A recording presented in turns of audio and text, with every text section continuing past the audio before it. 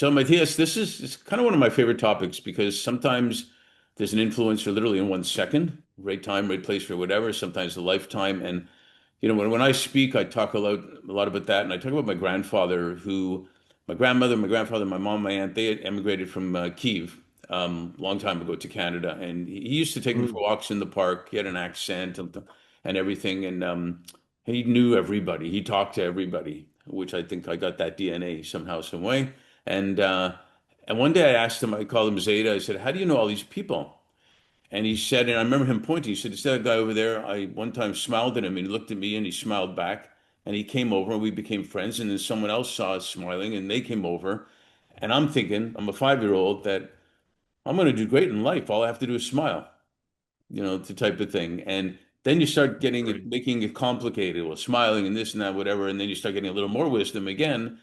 And you think, well, maybe even just a smile is enough to make a great difference with people. So, and we all have a lot of influencers. Sometimes we get influenced positively and negatively and how we take it. But can you share maybe two or three people that have been influential in your life? Of course, yeah. Well, what's first of all coming, and thank you for that story. It's wonderful, and I love the smile aspect. Um, have definitely been my parents, for sure, like both of them in their own very unique way, of course.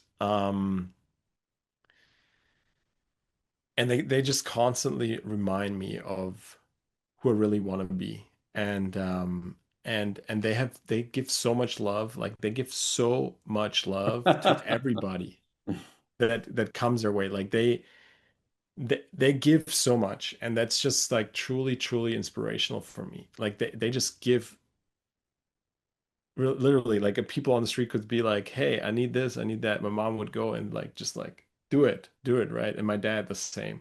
All right, And when I I'm needed, coming over then. yeah, come over, do that, like be our guest. And I'm really yeah, and they've given and poured a lot into me, and I'm beyond grateful for that. And that's a huge inspiration because a few years ago I would go into the opposite direction. Like I would be quite focused on myself because I think that early on I really learned that I get everything right. So I can just ask for things if I want them. And so I would be very self-focused, and I think it's a strength in a way still for me, but I've integrated that with a heart of service and really giving to others. And I've realized that it's like the balance is important for me now. Right, Because when I find myself giving too much, I get depleted, and when I focus on myself too much, like there's no energy flowing, right? There's no, so the balance is the right thing. So they've inspired me to create that balance inside of me. love it. Who else?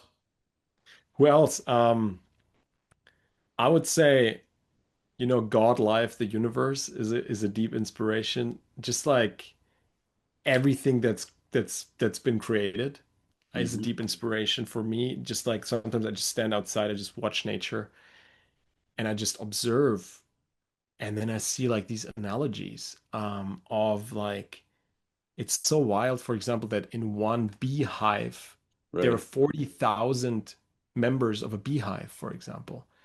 And then the same egg that the bees come out is actually the queen is the same egg. It just gets fed something different, right? So it gets like when the bee doesn't have a queen, then they take one of the eggs and feed her a different thing, which is gelée royale, it's called, Hmm. which is like the most awesome, beautiful honey. And all of a sudden, instead of a regular bee, the queen derives from that, which is like a little bit bigger and can obviously lay eggs and all of that, and take together and organize the whole hive, the 40,000 bees. And what's so fascinating about that is for me that um, what we get fed, right, is how we grow actually, right? So when we surround ourselves, when we Yeah. how we talk to ourselves, how others talk to us, how we surround ourselves, like that's what turns us into a queen or into a regular bee. So we all have the genes and the DNA to be a queen or a king or whatever, extraordinary. And we all have the genes to be a normal person. It's just what we feed our minds and our bodies and our souls that makes a difference. Yeah, I think we hopefully would have learned from the pandemic year that nature knows exactly what it's doing, right?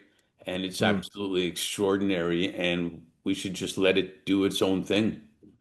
mm. Um, instead of trying to figure it out and mess it up or whatever. Thanks a million for sharing that. That's brilliant. Thank you for asking.